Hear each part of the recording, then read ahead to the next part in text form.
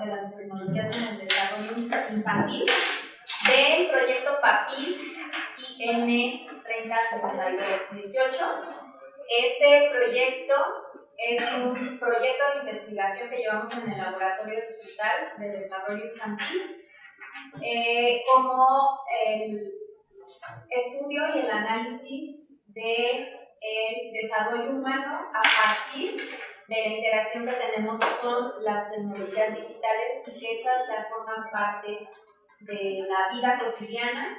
Es muy estudiado para el aprendizaje y se ha tratado de que las escuelas, las universidades, pues lleven a los docentes a incorporar tecnología en la escuela. Sin embargo, pues no solo en el escenario escolar es que se estén utilizando, sino más bien desde las interacciones y la comunicación que establecemos con las otras personas, es que pues también forman parte de nuestra manera de comunicarnos. Consideramos en el proyecto que eso está cambiando los convencionalismos y los signos y los usos que le damos a la comunicación, sea por vía de lectura y sea por vía de escritura. O sea, ya no es lineal, por ejemplo, la lectura, o en la manera de escritura implica desde la sinonimia otras acciones, y algunos estudios de otros países señalan que esto se comunica y se conecta con el pensamiento. No lo decía ya Vygotsky, por ejemplo. Entonces, consideramos que algunos marcos teóricos ya deben de replantearse, y es que tenemos este seminario donde vemos diferentes temáticas para proyectos teóricos, para laboratorio metodológico y otras temáticas relacionadas a lo mejor también con la manera en la que debemos ahora de evaluar y de intervenir en la infancia, considerando que son generaciones pues ya nativas, ¿no?, en este sentido digital, por la que se hace importante estudiar su desarrollo. En ese contexto, José, es que te invitamos, porque tú nos vas a ayudar a contribuir en plantear supuestos, planteamientos teóricos que debemos de considerar para analizar el desarrollo humano. Entonces, ahora pues te voy a presentar a las asistentes que son integrantes del proyecto.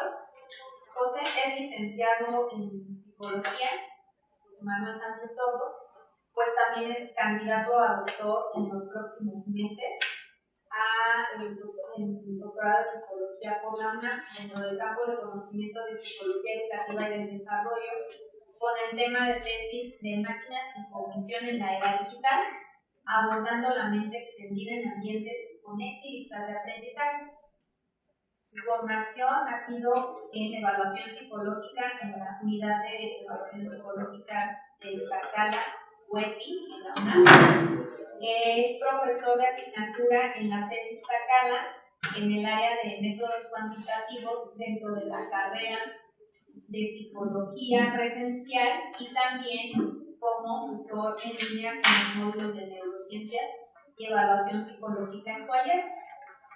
Es coordinador de proyectos de capacitación en línea que son de ingresos extraordinarios para nuestra facultad, y en ellos ha capacitado, bueno, no solo capacitado, sino que ha implementado un modelo de capacitación en línea completamente autogestivo, en el que se analiza el nivel y los tipos de aprendizajes a establecer como competencias pues, en funcionarios públicos principalmente,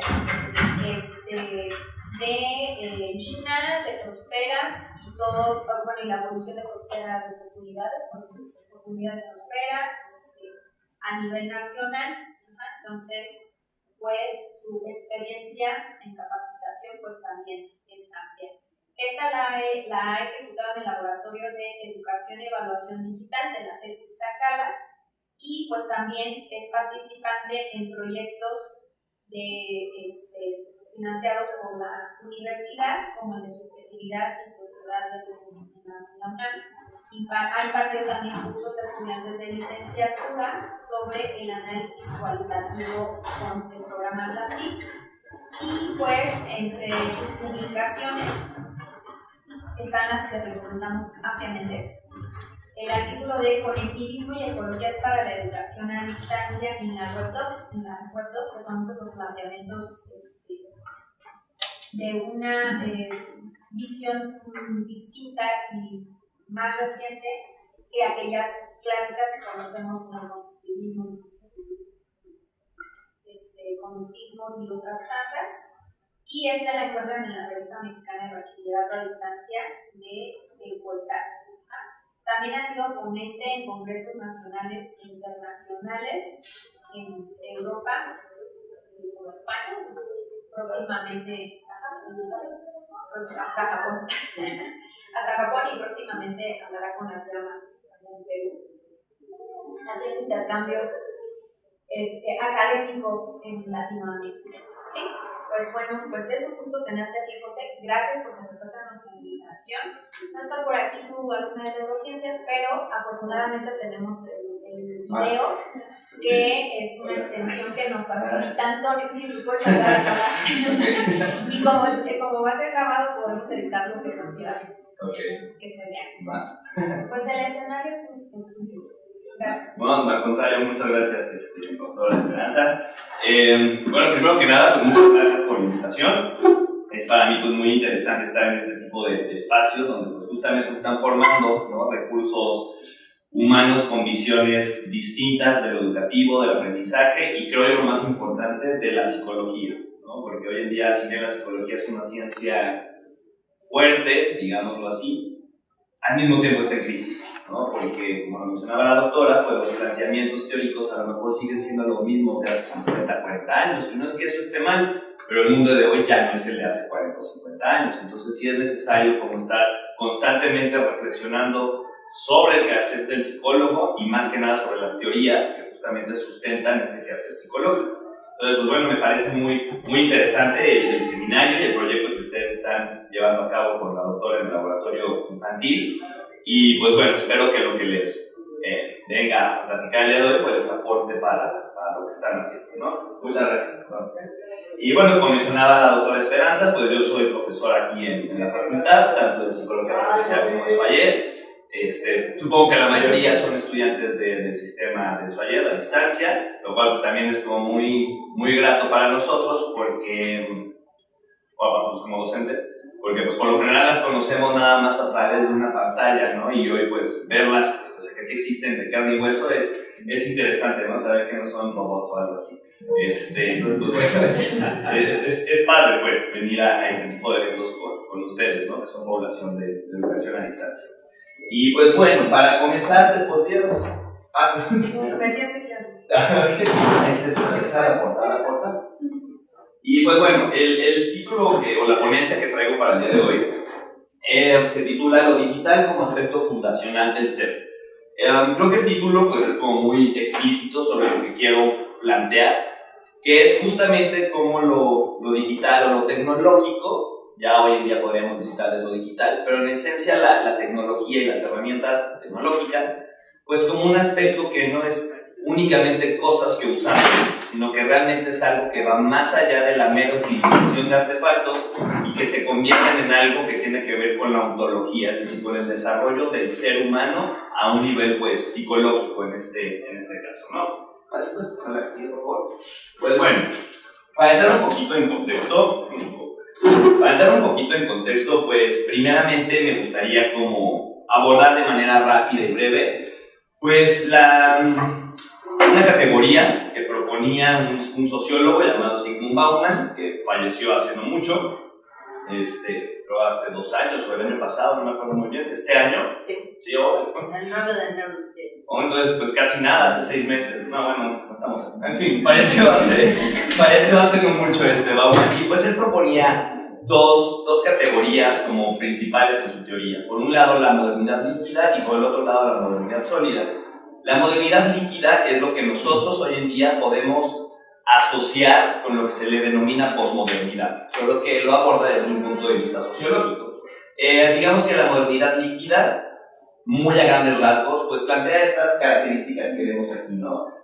Hoy en día nosotros pues estamos, todo es rápido, por eso viene de ahí lo líquido, ¿no? Se te baja, por así decirlo, de las manos, como el agua, y entonces se habla de una formación a nivel educativo en la que tenemos que estarnos formando todo el tiempo. Hoy la formación no acaba, todo el tiempo tenemos que estar tomando cursos porque la información y el conocimiento se genera tan rápido que justamente nosotros como profesionistas tenemos que estarnos formando y actualizando constantemente, algo que a lo mejor hace 40 años no era necesario, porque a lo mejor antes el curso de generación de conocimientos era más lento, entonces por ende nosotros como profesionistas, no teníamos que vernos en esta necesidad de estar todo el tiempo actualizándonos o aprendiendo cosas nuevas.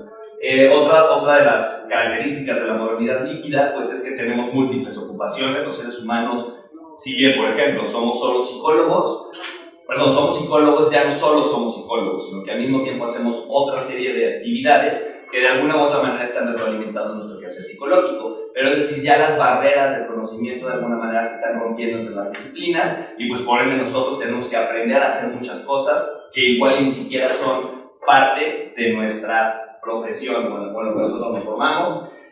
Se habla de economía, en lo económico se habla de un estado débil, que eso yo creo que ahorita está cambiando en el mundo, pero bueno, hace unos años cuando Bauman planteaba estas ideas, pues sí se hablaba como de una mercantilización del mundo y por ende lo político o el gobierno, el Estado particularmente, pues se debilitaba y se fortalecían las corporaciones privadas. Hoy ya no sé, porque el mundo está cambiando, no ahorita con estas políticas internacionales como de proteccionismo, etcétera. Ya no estoy muy seguro de estos planteamientos de Bauman, pero bueno, cuando él lo planteaba hace un par de años, sí era así, ¿no? La estética del consumo, él plantea a nivel del trabajo, en el cual él hacía diferencias entre la ética de trabajo y la estética del consumo, que es justamente que hoy todo el día estamos trabajando. A lo mejor ya no estamos 24 horas en una oficina, pero todo el día estamos trabajando, incluso hasta de vacaciones, puedes estar respondiendo mails del trabajo, etc. Y eso indudablemente tiene que ver con la tecnología, es decir, la tecnología ha permitido estos cambios en la sociedad. Y bueno, todo esto pues choca, por así decirlo, con la modernidad sólida, donde antes pues teníamos trabajos estables, por así decirlo, donde a lo mejor entrabas a trabajar a una empresa y a lo mejor ahí puedes hacer todo tu desarrollo profesional hasta que te jubilabas. Justamente tienes una jubilación, una pensión, un seguro de gastos médicos. Hoy ya no, es decir, hoy el mundo es otro y eso pues nos obliga a movernos. Entonces hay autores, hay particularmente un autor que se los recomiendo mucho, les puede servir bastante para este seminario, que se llama, no me acuerdo su nombre, pero se apellida Levi. No me acuerdo su nombre porque es algo como medio en hindi, no me acuerdo cómo se llama, pero se apellida Levi, así lo pueden buscar ustedes. Y él plantea un concepto muy interesante del nómada, el nómada digital. Y entonces él plantea que nos estamos moviendo entre estos dos mundos. Estamos moviéndonos de lo sólido a lo líquido y pues todos los cambios que eso implica, ¿no? Particularmente, él lo plantea como a nivel del aprendizaje, ¿no? Entonces es como muy interesante. Y pues bueno, otra de las cuestiones que a mí, me interesa abordar, pues es ya entonces tenemos como este contexto, ¿no? Estamos en esta sociedad, en esta modernidad líquida, en la posmodernidad, donde todo es rápido, donde ya no podemos detenernos a hacer una sola cosa, sino que estamos en varios contextos a la vez.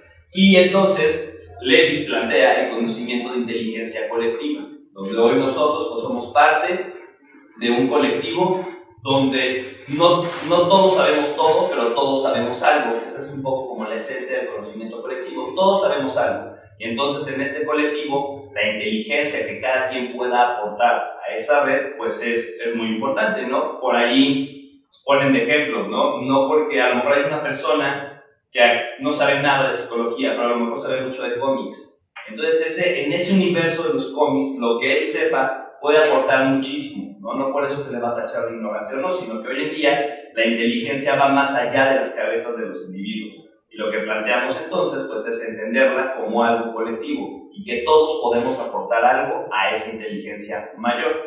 Allí incluso se hace como una crítica como al concepto de inteligencia clásico de los psicólogos, ¿no? Que nosotros pues evaluamos inteligencia con baterías psicométricas, pero evaluamos al individuo únicamente en ciertas conductas y en lo que sabe o no sabe hacer según esa batería.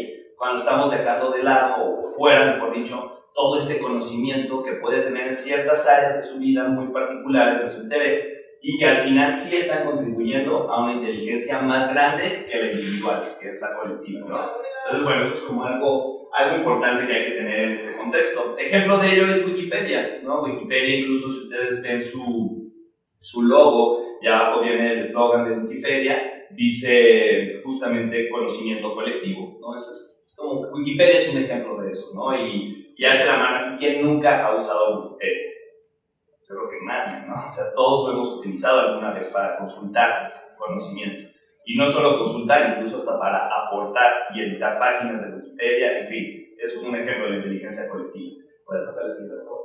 Y entonces, bueno, partiendo de estos planteamientos de la posmodernidad, la inteligencia colectiva, y que hoy estamos en transición o sea, en transición entre estos dos tiempos, entre lo líquido y lo sólido, entre lo sólido y lo líquido, mejor dicho, pues entonces se torna interesante como analizar qué ha sucedido tecnológicamente en los últimos años. Para ello hay un libro que es este de aquí, se llama, bueno, es que sí, ahí mismo, sí, ese de ahí, que se llama El futuro digital, que lo escriben dos autores, Smith y Cohen, así se apellidan, pero ese libro me parece interesante justamente por quiénes son sus autores. Sus autores eran los directivos de Google hasta hace poco. Y pues para mí, en lo personal, Google es como uno de los grandes monopolios de la tecnología. Entonces yo considero que si estas personas están planteando en sus libros ciertos desarrollos tecnológicos que se van a hacer en un futuro cercano, pues yo creo que sí va por allá, porque ellos lo saben, ellos son quienes lo hacen, ¿no? Entonces, por eso me parece este libro muy interesante. Y bueno, y en su contenido, pues ellos plantean como los adelantos tecnológicos que ha habido en las últimas décadas y en futuro, cuáles vienen, en varios ámbitos, por ejemplo, en la educación, en la salud, en lo económico y también en lo político. Entonces hacen un análisis de cómo todos los desarrollos, las herramientas tecnológicas, pues han estado impactando y modificando estas áreas de la vida humana, ¿no? De la sociedad. Y pues bueno, por ejemplo, en el aspecto de la salud, o en el aspecto de salud, ellos plantean pues todas las aplicaciones que se han desarrollado y que se van a desarrollar. Algo que me parece muy interesante es, por ejemplo, la implementación de nanochips en el interior del cuerpo para estar monitoreando, por ejemplo, los niveles de insulina en pacientes con diabetes. Es algo que todavía no se hace, pero lo que ellos plantean y que se va a hacer es que al meterte estos microchips, pues en automático se mandan como señales a tu celular en el cual se están monitoreando tus niveles de insulina y al mismo tiempo, por ejemplo, se le mandan a tu médico.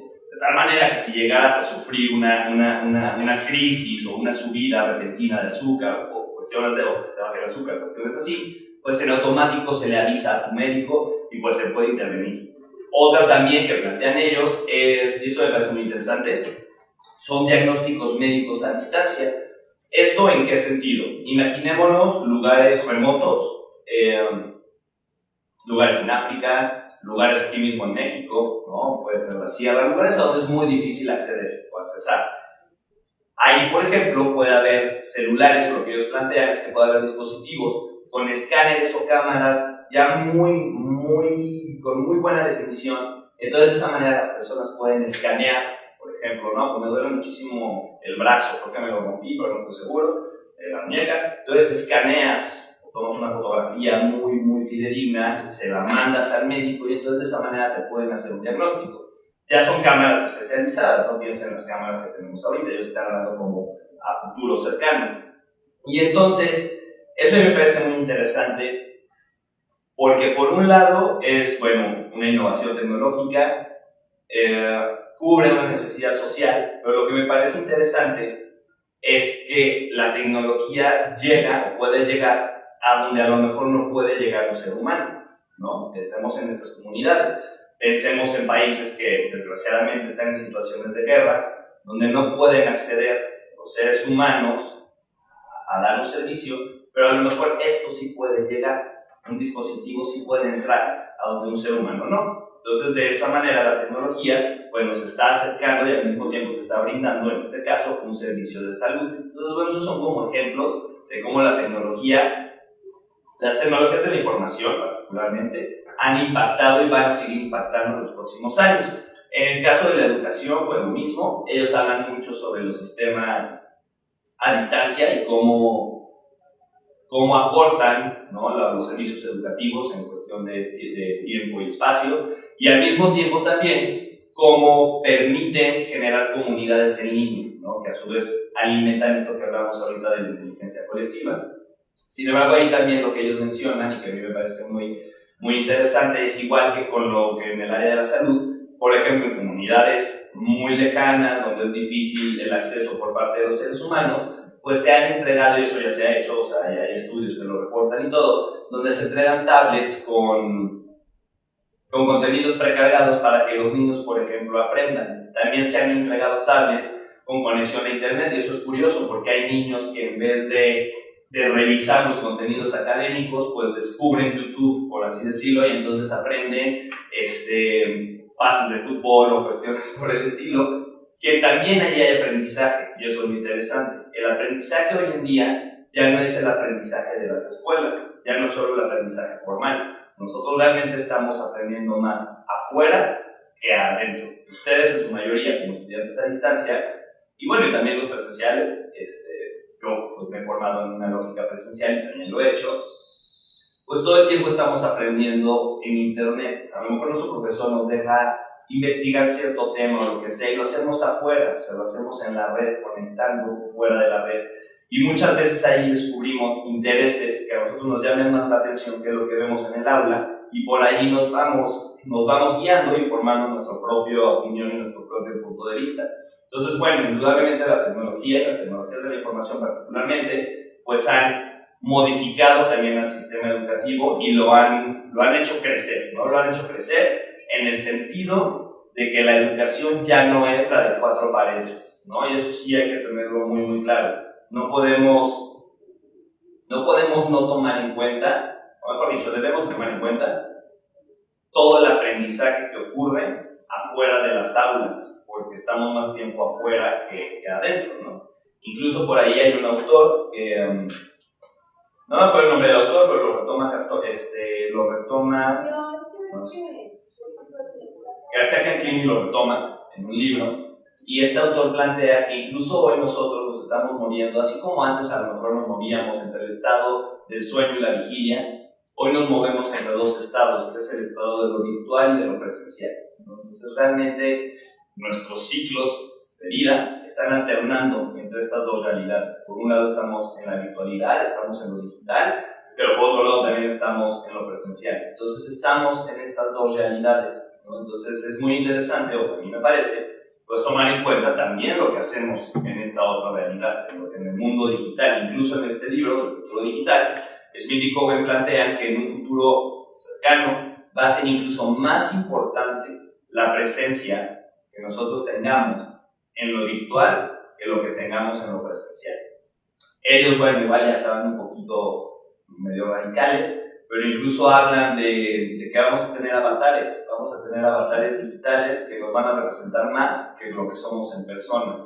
Incluso hasta en los aeropuertos y medidas de seguridad, bueno, van a tomar medidas de seguridad que tienen que ver con estas cuestiones digitales, ¿no? De donde te pueden rastrear, a partir de tu avatar digital, y eso hasta lo hemos visto nosotros en las noticias en un contexto mexicano, ¿no? Que al hijo de X narcotraficante lo agarraron porque subió una foto a Facebook.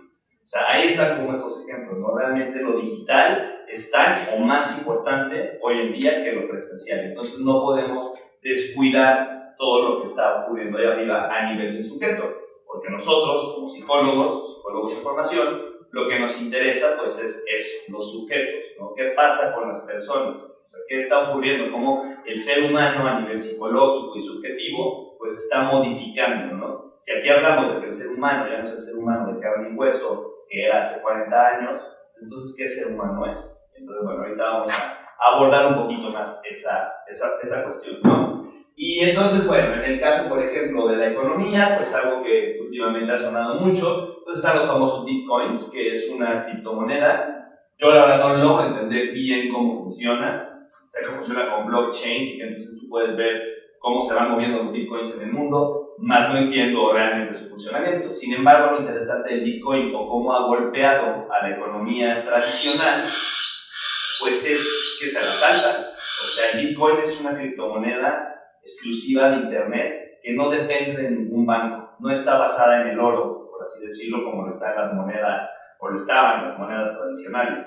El Bitcoin no se basa en la materia, no sé si me explico. Entonces eso es como muy interesante, es una moneda que sí tiene valor económico y millones, porque el Bitcoin ya es carísimo, y no está sustentada por ninguna organización bancaria mundial, ni por ningún gobierno, nada. Entonces es un ejemplo de cómo la tecnología en lo económico pues, ha golpeado a lo tradicional, justamente a esta modernidad sólida que planteaba Bauman. Pues en lo líquido llega el Bitcoin y golpea al modelo económico clásico, ¿no? También, por ejemplo, hay en este mismo libro de Futuro Digital, nos platican como casos de éxito, por así decirlo, de gente que ha utilizado la tecnología para desarrollarse económicamente, y nos ponen el ejemplo de unas pescadoras del Congo que literal están pues, como en un pueblito en medio de la nada, pescando para irse después a vender sus pescados al mercado en la ciudad más cercana. Pero entonces lo que ellas hacían antes era pescar o inventar 10 kilos de pescado, ¿no? Entonces era mucho trabajo y llegaban al pueblo y a lo mejor de esos 10 kilos nada más vendían 3, los otros 7 se les echaban a perder, entonces habían trabajado en vano, pierden pescados, en fin, era una pérdida económica y de fuerza de trabajo para ellas. Desde que existe WhatsApp, pues ellas mandan a una persona a la ciudad con un teléfono y ellas están con otro teléfono en el pueblito y entonces por ahí les avisan, no, pues que quieren 2 kilos, que quieren 3 kilos, y entonces van pescando según la demanda. Y entonces de esa manera ellas pues han crecido económicamente y han sabido organizar o administrar mejor su fuerza de trabajo, ¿no? Entonces es como un ejemplo muy cotidiano, pero pues muy importante, porque al final estamos hablando de personas que literal son de un contexto rural, ¿no? Donde pasan horas, en fin, son contextos como muy particulares que la tecnología ha venido a modificar y podríamos decir a mejorar o optimizar de alguna manera, ¿no? Y pues bueno, eso por un lado. Y ya bueno, la cuestión política más de tipo social, digamos así, pues igual, en la primavera árabe, hace un par de años, 2013, 2012, lo único que estaba organizado, plantean estos autores, era la gente utilizando redes sociales. O sea, los golpes contra el gobierno que se lograron para quitar a los dictadores en países como Egipto, etc., fue por medio de las redes sociales. La gente se organizaba por medio de redes sociales. Eso es algo muy interesante. Tan fue así que el gobierno egipcio mandó a cortar el servicio de internet. O sea, literal, les cortaron internet a los egipcios, justamente porque allí se estaba gestando una revolución. Pero pues llegaron los franceses, que no logro entender muy bien cómo lo hicieron, pero es un colectivo de hackers franceses, ahorita no recuerdo el nombre del colectivo, no son hackers, es una organización, en fin.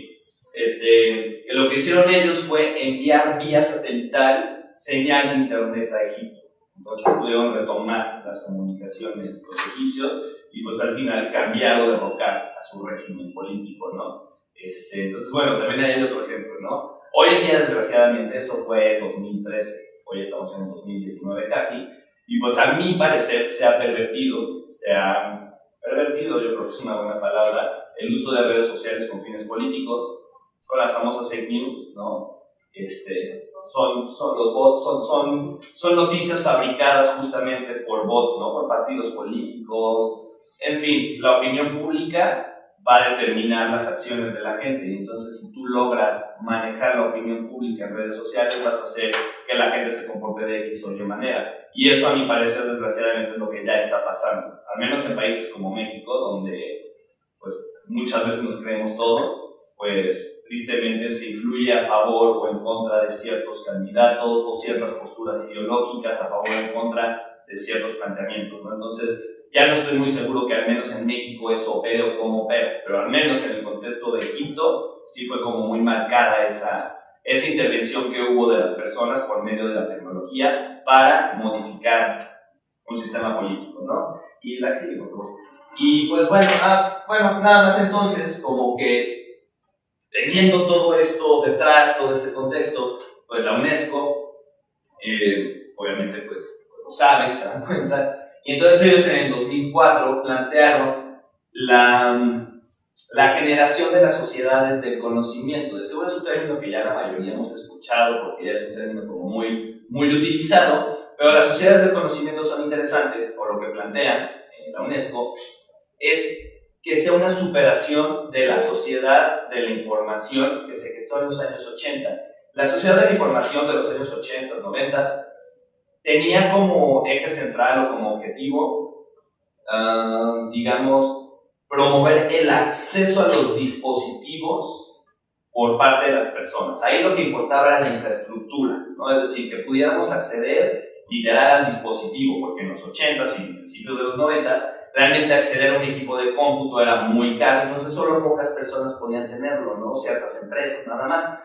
Entonces, ya vamos como que en el desarrollo histórico, los equipos se van abaratando, la demanda es mayor, la oferta también, y entonces se supera esa problemática. Ya realmente todos podemos acceder a un dispositivo electrónico, tan es así que incluso el gobierno hasta los regala, ¿no? A las primarias y todas estas historias que conocemos. Sin embargo, entonces ahora el reto, lo que propone la sociedad del conocimiento es, ok, ya se superó la sociedad de la información, ya tienen acceso al dispositivo, ahora lo importante es que ese acceso sirva para generar, ¿qué?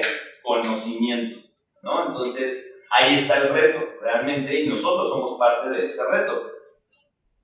No asegurarnos, pero a lo mejor promover que las personas, por medio de estos aparatos, accedan a contenidos de calidad, ¿no? Accedan a conocimiento, ¿no? Porque el conocimiento es un estado mental, conoces algo, ¿no? Entonces, de eso se trata, de generar conocimiento por medio de las redes.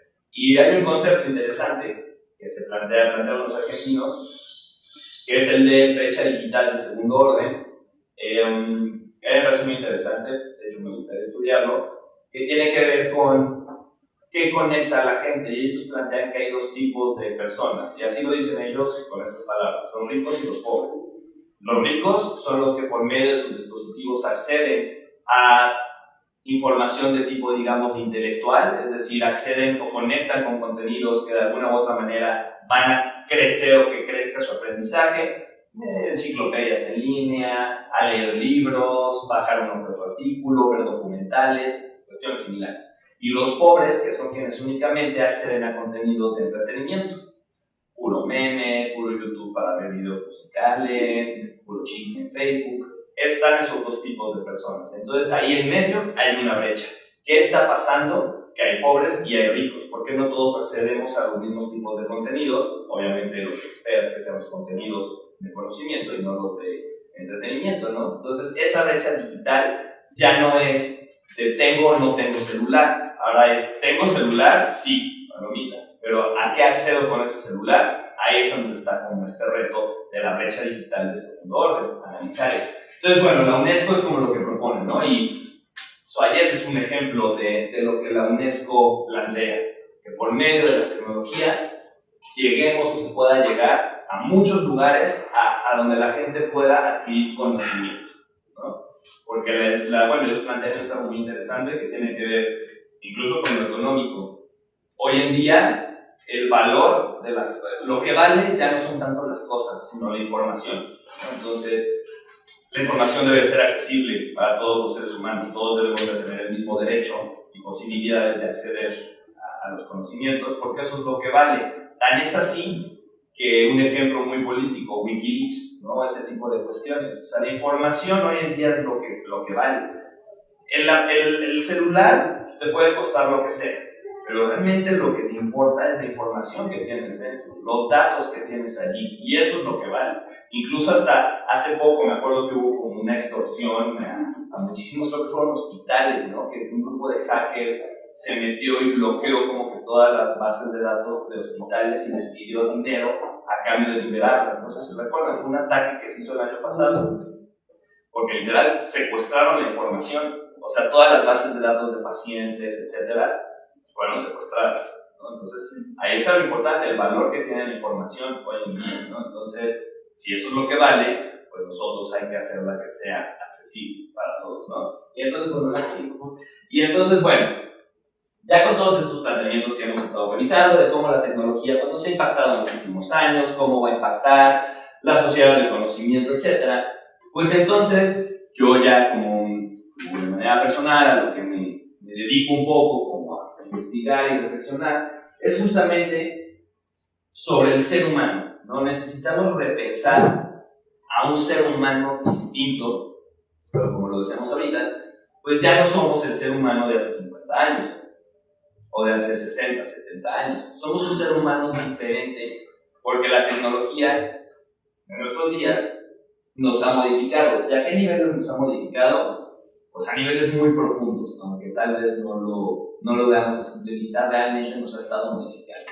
La tecnología siempre nos ha modificado, desde que somos Homo sapiens, desde que utilizamos la primera varita para generar algo, para hacer un rayón en una cueva, para matar a un animal. En ese momento la tecnología nos sacó del mundo animal y nos puso en otro lugar, en el lugar del ser humano. Sin embargo, pues eso durante siglos pues trajo una visión como muy antropocéntrica, ¿no? del mundo y obviamente del ser humano, es decir, el ser humano como medida de todas las cosas, ¿no? El Renacimiento era lo que proponía, el ser humano como centro del mundo, ¿no? Ya ni siquiera Dios, ya era el ser humano como centro del mundo, lo cual me parece bien, no lo discuto. Sin embargo, hoy nosotros vivimos en un mundo donde el ser humano no es ya el centro del mundo, realmente lo son las máquinas, o los hombres con las máquinas. Y eso creo que es lo que es interesante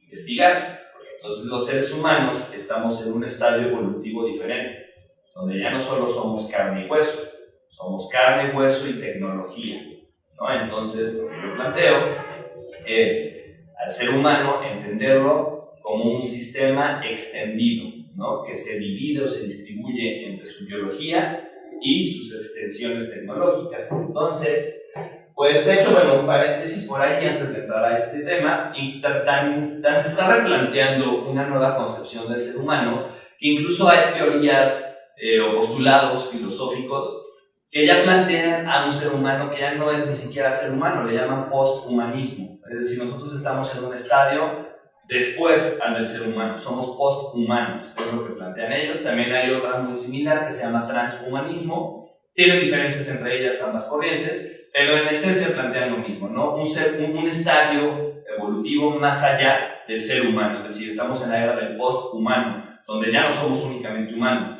donde nosotros día con día estamos interactuando con otras inteligencias no humanas, es más, ni siquiera inteligencias orgánicas. A lo mejor antes interactuábamos nada más con seres humanos y con animales, eran como las dos inteligencias con las que interactuábamos nada más. Hoy en día no, hoy en día interactuamos con inteligencias de base numérica, con inteligencias de silicón. Entonces eso es como muy interesante porque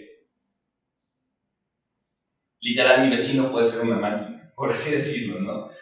Por ahí hace poco salió una nueva aplicación de Google que se llama Google Duo.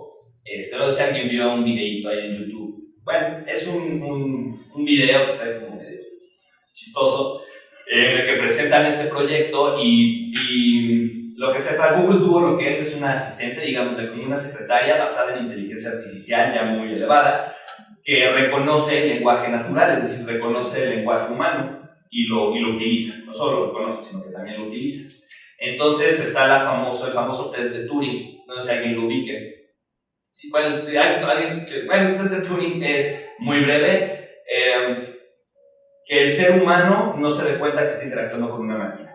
Si la máquina logra engañar al ser humano, entonces se pasa el test de Turing, es decir, el humano ya no se da cuenta que está interactuando con una máquina.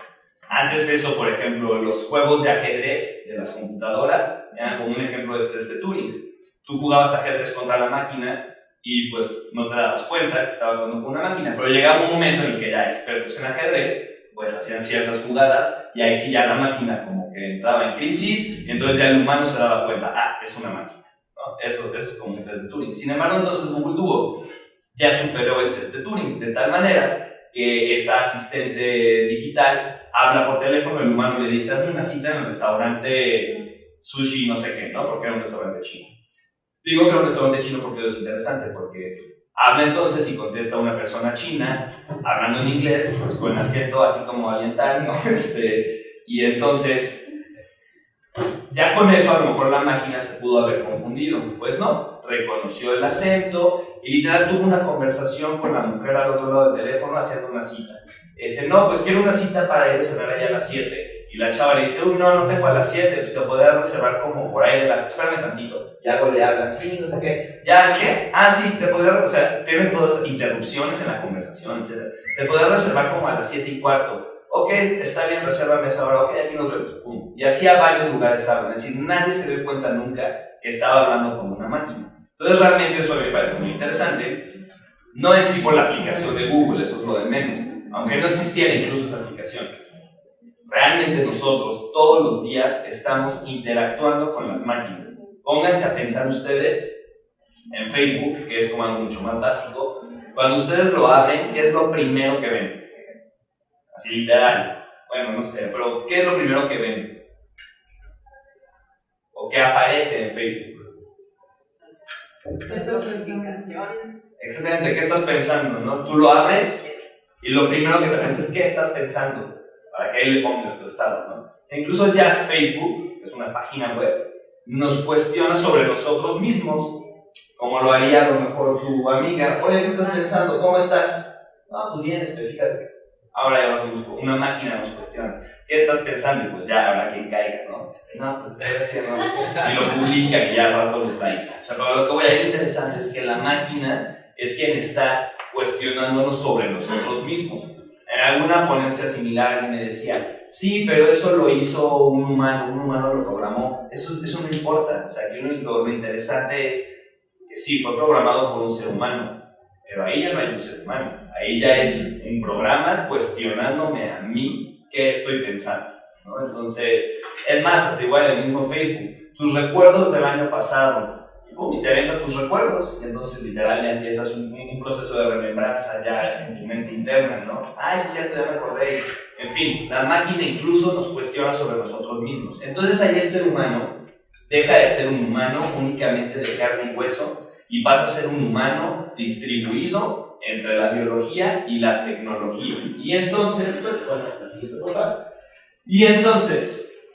yo planteo lo siguiente: la mente se extiende. Esa es como mi pregunta central, ¿no? Y como mi inquietud, como no sé, profesionista, como psicólogo.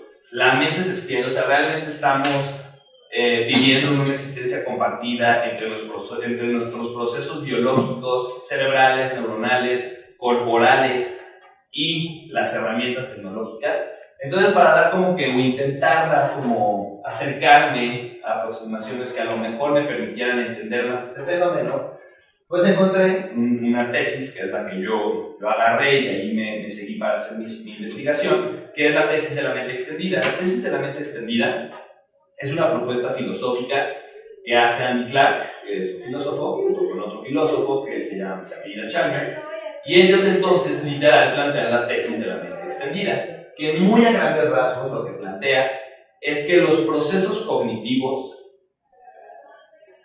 ocurren no solo al interior del cráneo, sino que se extienden fuera de la piel. Es decir, nosotros no pensamos nada más en y con el cerebro, sino que también pensamos en y con las cosas. Nuestros procesos cognitivos no solo ocurren ya en la biología. Me pongo a pensar en la memoria, que creo que es como el más fácil de ejemplificar, a lo mejor a nivel pues así un poco superficial, ¿no?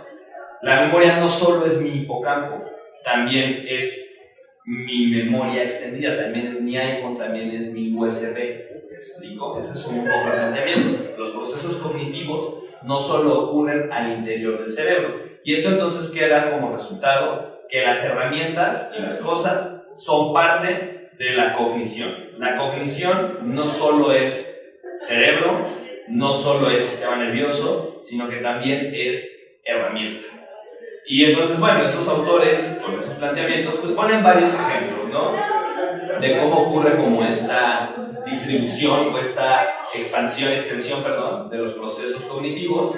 Y pues por ahí ponen uno de Otto e Inga, que son dos gemelos idénticos, uno que tuvo cierta cierto daño, cierta afectación en su memoria biológica y otro que no la tiene. Ambos quieren llegar como al mismo lugar, pongamos al Museo de Antropología, pero este otro que tuvo un daño en su memoria biológica, a lo mejor no puede recordar el camino, y este Inca sí con su memoria biológica. Entonces Otto trae a lo mejor una aplicación, de mapa. Es mi historia. Mira, ya se fueron. O bueno, mejor, pues ya no, porque bueno, si no quedaban. Bueno, gracias. Es que me distrae. Pero bueno, este Otto trae a lo mejor una aplicación de mapas, ¿no? Y entonces el proceso que haría él a lo mejor de memoria de trabajo, de ok, aquí me voy a dar vuelta a la derecha, aquí a la izquierda y sigo derecho, ahora lo hace a lo mejor con el mapa, mientras que su hermano gemelo lo hace con su memoria interna, ¿no? Ese es como un ejemplo. Sin embargo, a mí me gusta poner uno como mucho más simple, que creo que a mí parece ilustrar este punto más fácil, o al menos lo que yo quiero mostrar, ¿no? De la extensión de la mente. Cuando nosotros hablamos por teléfono, es indudable que hacemos procesos cognitivos, como es, por ejemplo, utilizamos procesos o herramientas cognitivas como son la atención, porque pues, necesitamos poner atención para hablar por teléfono, utilizamos el lenguaje, que es una herramienta psicológica, y utilizamos la memoria. De esos procesos, nadie aquí duda que son procesos cognitivos, o alguien tiene la duda de que eso sea un proceso cognitivo. No sabemos perfectamente que la atención es un proceso cognitivo, la memoria y el lenguaje, de eso no tenemos duda.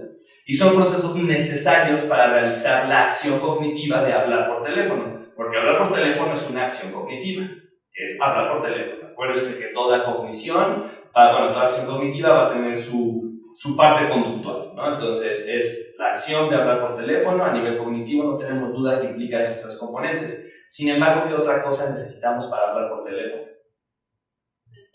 Exactamente, el teléfono, muy bien, ¿no?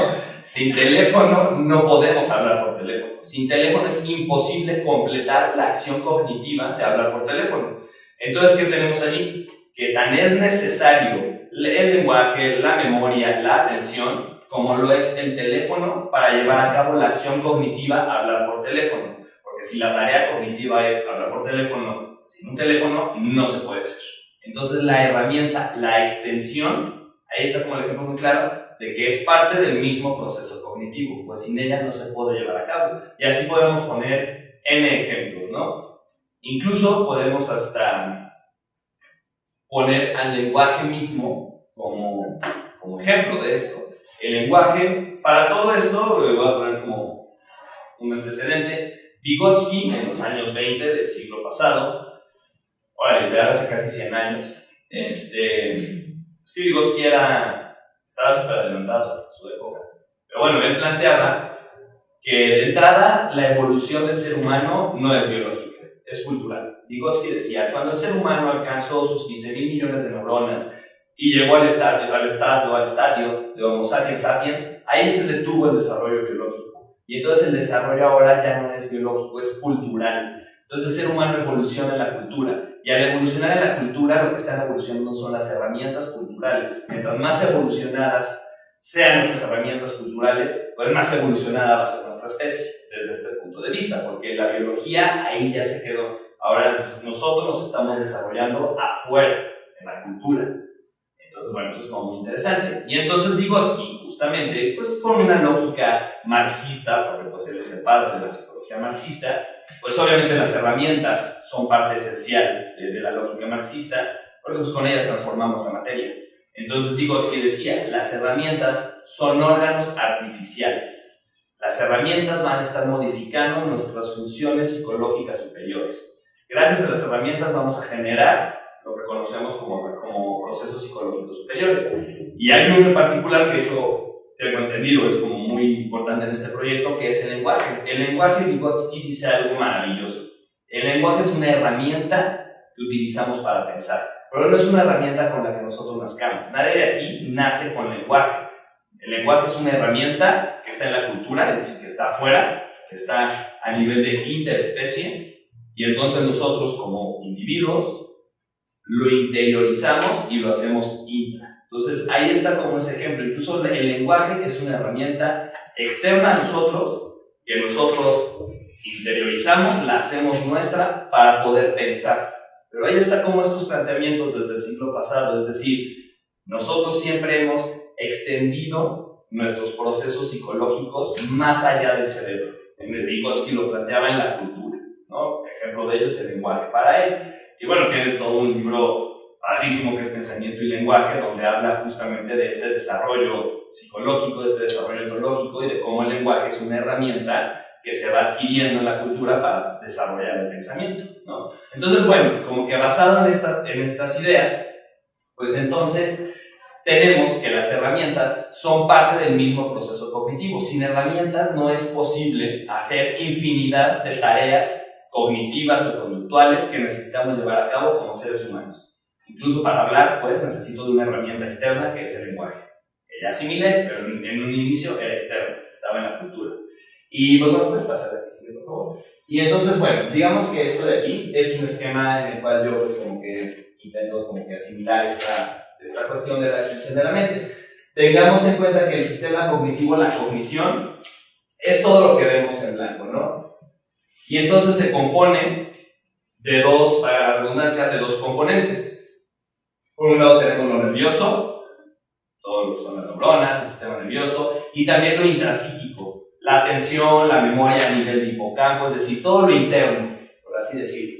Y por otro lado tenemos la extensión, las herramientas. Pero ambas, si se dan cuenta, interactúan y en conjunto hacen la acción cognitiva, es decir, la acción cognitiva ocurre en ambas.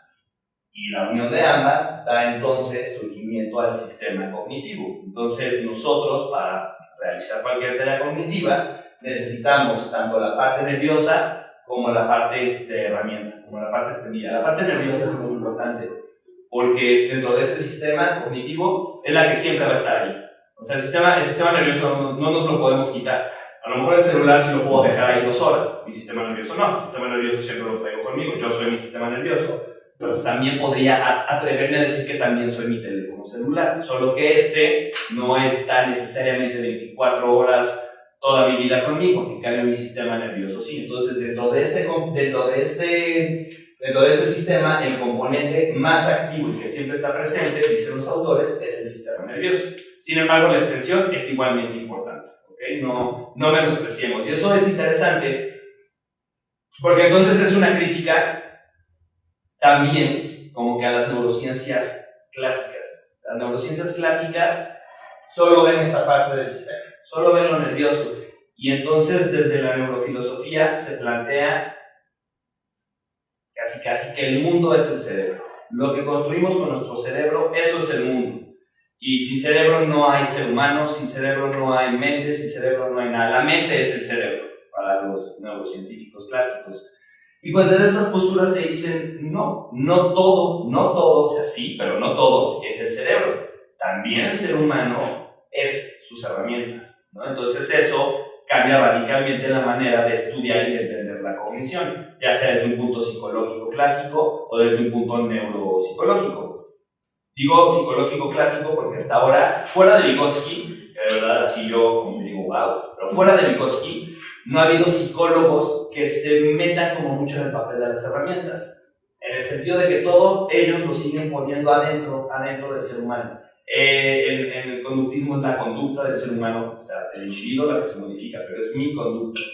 El constructivismo, aunque bueno, de ahí viene un poco Vygotsky, pero sigue siendo similar, es el ser humano con la ayuda de otros cambia sus procesos cognitivos, pero adentro. En el cognitivismo, pues bueno, los esquemas mentales están adentro, ¿no? Y se cambian. Es decir, no hay posturas que planteen una dimensión externa o extendida del ser humano. Vygotsky más o menos, pero en ciencia y psicología no lo hay. En cambio, en otras disciplinas sí. Estos planteamientos que les comento vienen de la filosofía de la mente. Hay otro que vamos a revisar, que es desde la antropología cognitiva, que es muy, muy interesante. Desde la antropología cognitiva, por ejemplo, hay un señor que se llama Isabella Hutchins, que plantea una teoría muy, muy similar a esta, que se llama la cognición distribuida, que en esencia es lo mismo. Lo que cambia un poquito es como el método, él lo estudia desde la antropología, y entonces a él lo que le interesa es conocer las interacciones que hay entre cada uno de los componentes de una acción cognitiva. Él, a manera de ejemplo, plantea el manejar un buque, ¿no? Un barco. él dice que esa acción cognitiva de manejar el barco está distribuida entre los procesos neuronales del capitán, entre las personas, entre la tripulación y entre los botones y toda la maquinaria que se necesita operar para manejar el barco. Ahí el proceso cognitivo está ocurriendo de manera distribuida entre todas esas unidades, ¿no? Entonces lo que hace Hutchins es como analizar esas interacciones. Y pues bueno, la que sigue, por favor. Y pues bueno, rapidísimo para concluir entonces, vete más allá. Bueno, ahí, entonces, ¿esto a qué nos da como resultado? Pues un ser humano distinto, un ser humano diferente, que ya no es 100% humano, biológico, sino que entonces esta interacción o esta asimilación o extensión de lo biológico por medio de las herramientas, pues nos lleva a un concepto que es el del cyborg. El cyborg a lo mejor nosotros nos lo imaginamos como algo muy de ciencia ficción, onda Terminator y no, realmente eso no es el cyborg. Todos nosotros somos cyborgs en el sentido de que vivimos una existencia conjunta con las máquinas. Y las máquinas nos cuestionan sobre nosotros mismos. Incluso las máquinas pueden cambiar la vida de alguien. Imaginemos una máquina de una tomografía, qué sé yo. La máquina puede decirle a alguien si tiene o no tiene una enfermedad y con eso ya cambia el destino de una persona, por ejemplo. Es decir, nosotros estamos en íntima relación con las máquinas, desde un nivel muy básico, que no es básico pero profundo, es decir, desde un nivel muy cotidiano, como es lo que hacemos con nuestros teléfonos inteligentes, con las computadoras, etc., o a nivel más profundo, ¿no? Entonces aquí lo que planteamos es un cyborg a nivel existencial. No necesitas tener un engrane en tu carne para ser cyborg. Eres cyborg en el momento en el que tienes una existencia conjunta con las máquinas. Y ya para concluir la entrevista, como que hacia las últimas, por favor. La que sigue, aquí, esa. Nada más por último, parte de mi tesis de doctorado, pues justamente yo investigué esto, ¿no? Este fue como mi tema de doctorado. Y entonces, en parte de ello, por medio de un algoritmo de inteligencia artificial, yo le preguntaba a la gente ciertas cosas y entonces lo que encontré con este algoritmo fue esto, que tiene que ver justamente con las extensiones. Las personas más jóvenes de mi estudio, que son los que llevan menos años utilizando Internet, dicen estar de acuerdo con que las redes son extensiones de su cognición, así como que ciertos procesos se han modificado con el uso de las tecnologías. Por otro lado, los que de mayor edad son los que llevan más años usando Internet, están totalmente de acuerdo con la modificación de sus procesos cognitivos por medio del uso de las tecnologías, y esto es interesante, más no las consideran como extensiones de su mente. Y por último, los que están en medio, es decir, los que ni son jóvenes ni son tan grandes, sino que están en una edad de 28 a 32 años, son los que llevan más tiempo usando Internet que los del clúster de acá, pero menos que los de acá, están de acuerdo con que sus procesos cognitivos se han modificado con el uso de la tecnología y están totalmente de acuerdo con que la tecnología son extensiones de sus procesos cognitivos. Entonces, si vemos la que sigue, por favor, y ya con eso cerramos. Otra, pues ustedes nos da tiempo, otra. Si vemos realmente de este estudio al menos, el 90% de las personas, el 99% de las personas está totalmente de acuerdo con que el aprendizaje, los procesos cognitivos se distribuyen entre la biología y la tecnología.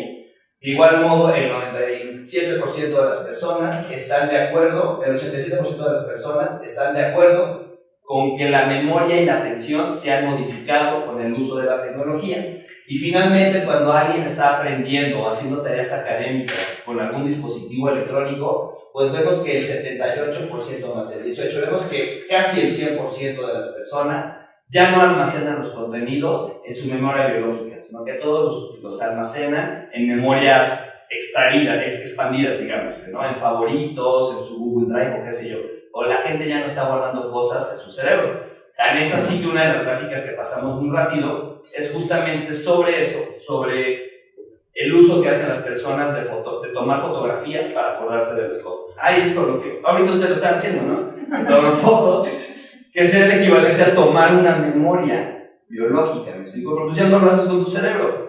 Y a lo mejor antes lo hacías con un cuaderno, eso no ha cambiado. Lo interesante son las tecnologías de hoy, que nos permiten, porque son casi 1 terabyte, ¿me explico? O sea, puedes almacenar lo que sea, ¿no? Entonces, bueno, como conclusión, pues nada más es como retomar esa parte, que los seres humanos somos un sistema ensamblado, compuesto de biología y también de tecnología.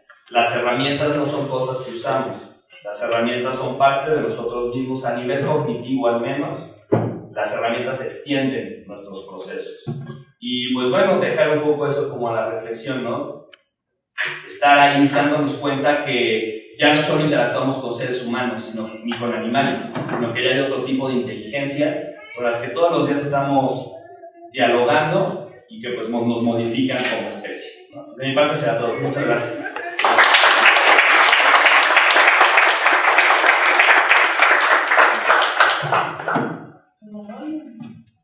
Bueno, pues tenemos una siguiente conferencia, pero vamos a tomarnos 5 minutos para algunos comentarios o preguntas que quieran hacer a José, incluso él algunas precisiones que le gustaría hacer.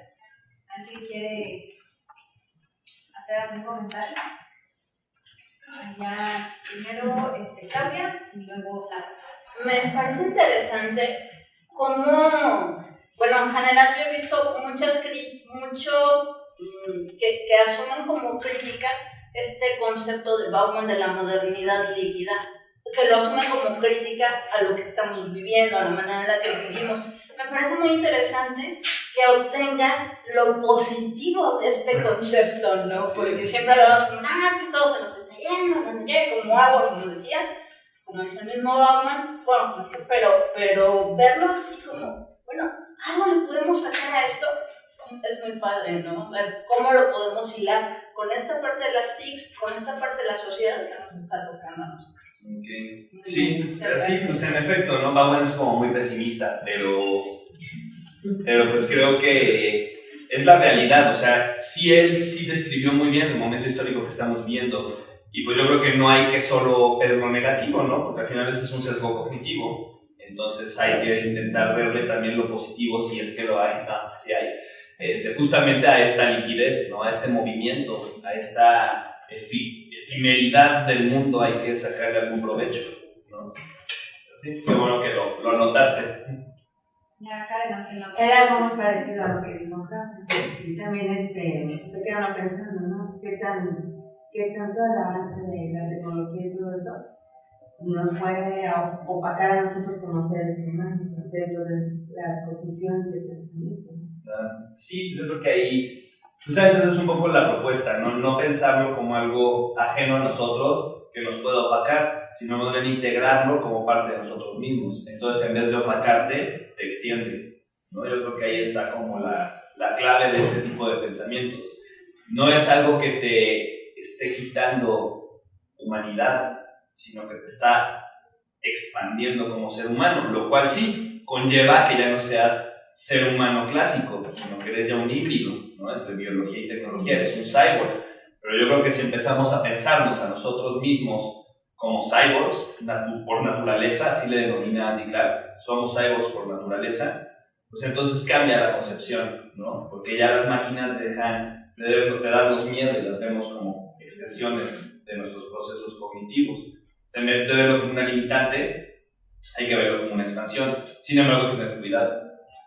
Eso sí, sí hay que tener cuidado en cómo estamos usando la extensión. Estamos ya dejando que la extensión haga toda la chamba y yo ya de plano apagué mi cerebro. Ahí sí hay que tener cuidado, ¿no? Entonces, sí hay que reflexionar porque estamos en el momento, es decir, todo esto ahorita se está gestando, por eso este seminario me parece tan interesante, porque es el momento histórico donde a nosotros como personas que por nuestra profesión nos encargamos de estudiar estas cosas, pues nos toca entonces replantearnos eso. Nos quita, nos suma, ¿qué nos está haciendo? O aprender o a equilibrar, ¿no? equilibrar. Exacto, entonces esa realmente es como la propuesta, ¿no? O sea, hoy es el momento histórico en el que podemos replantearnos qué somos. Porque lo que sí es un hecho es que ya no somos el ser humano de carne y hueso de hace 70 años. O sea, eso es un hecho. Entonces, ¿qué somos? Si somos un híbrido entre herramienta y biología, entonces, pues, ¿a dónde voy? Hay un estudio bien interesante que se hizo con primates, que se hizo con changos, con macacos, donde justamente querían ver la parte, o no querían, donde vieron la parte, digamos, neuronal de estos planteamientos, y ellos descubrieron que hay un tipo de neuronas que se llaman neuronas bimodales, que son bimodales porque tienen dos funciones, dos modalidades. Una que es que la neurona detecta el campo visual cercano a la mano y la otra los objetos cercanos a la mano, ¿no? O sea, funciona a nivel de sensación y a nivel de vista, por así decirlo, en esas dos modalidades. Entonces lo que hicieron con estos changos fue que los entrenaron en 5 minutos para usar una rama, un rastrillito, para alcanzar objetos. Entonces veían cómo se comportaban estas neuronas. Lo que descubrieron los investigadores, Madabata e Iki, se llaman, en el 2006, fue que después de 5 minutos de entrenamiento, estas neuronas bimodales ya asimilaban como parte del esquema corporal del mono. Al principio solo era la mano, digamos que el campo visual llegaba hasta aquí.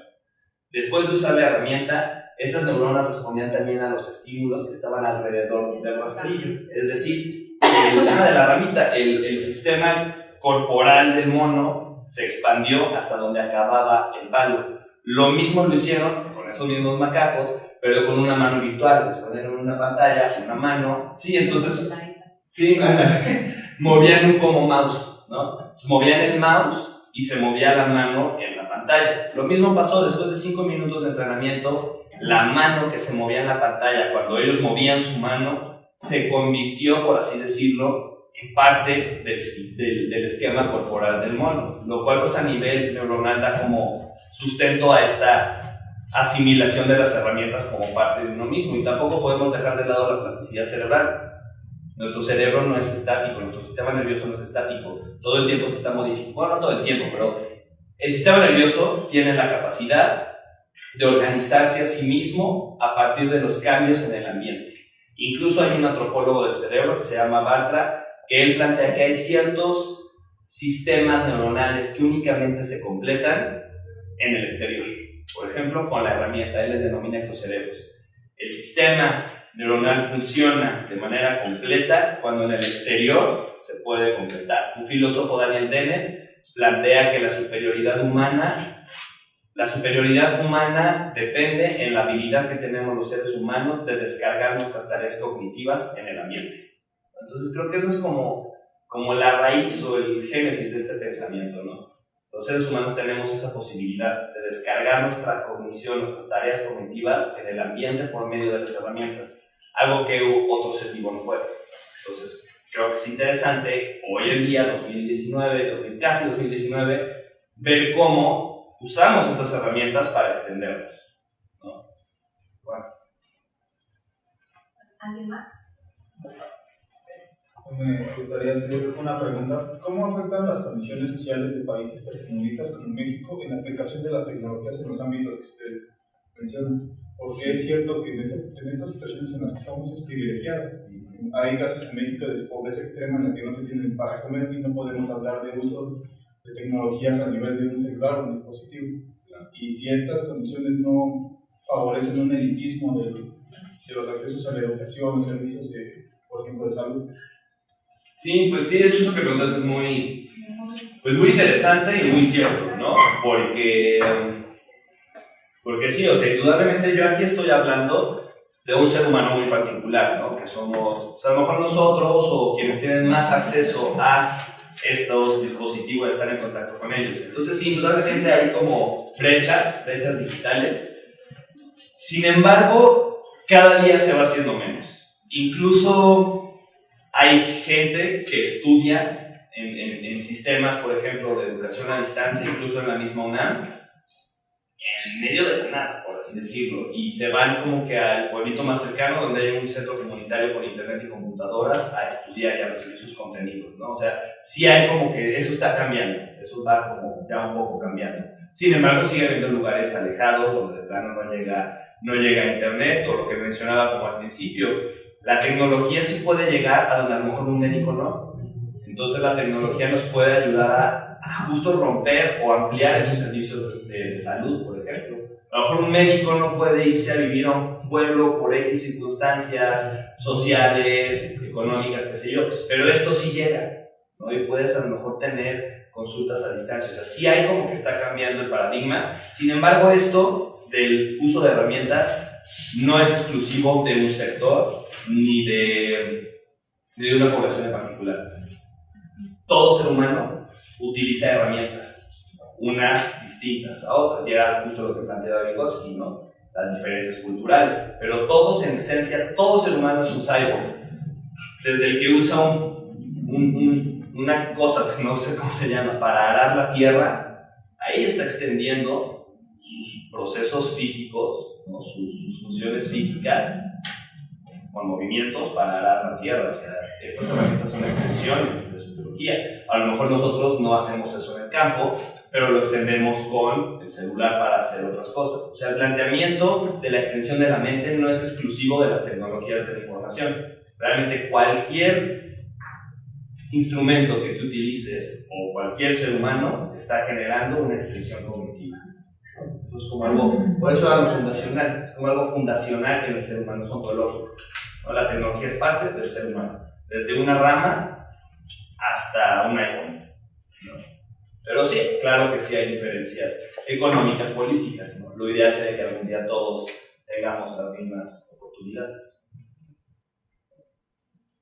Pues muchas gracias. Con esta respuesta cerramos esta conferencia que, debido a las actividades que, todo lo que está sucediendo en la universidad, pues se nos juntaron dos conferencias en el día de hoy, pero pues eso también va a ser muy rico, porque pues nos llevamos un planteamiento del que puede surgir bastantes estudios y que a las que están haciendo sus manuscritos de titulación, pues es una de las tesis que hay que manejar, trabajar en la manera en la que la vamos a poder operar en sus estudios.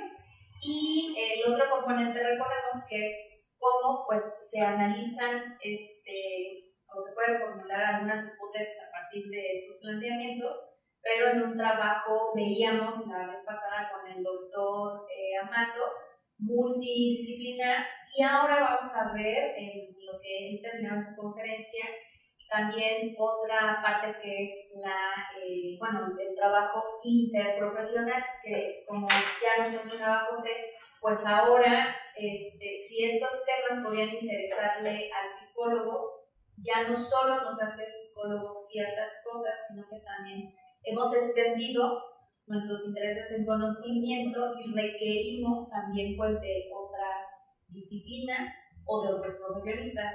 Y entonces pues también por eso con el doctor Amato y el doctor Novales pues estamos revisando sobre cómo se abordan ciertas problemáticas en la investigación o también en el servicio, cómo se atienden en conjunto con otros, ¿no? En aquello en lo que no puedes hacer tú y otros se integran, ¿no? Pensándolo también en un sentido como de especie, no del trabajo de un individuo en investigación.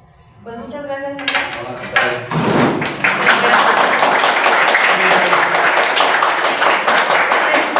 Sí, claro que sí. Sí, de hecho ahí si alguien me quiere escribir, lo tienes, jose.sordo@irred.unam.mx. Jose.sordo. Pues muchas gracias. Sí. No, pues muchas gracias. Irred, o sea, la dirección es irred.unam.mx.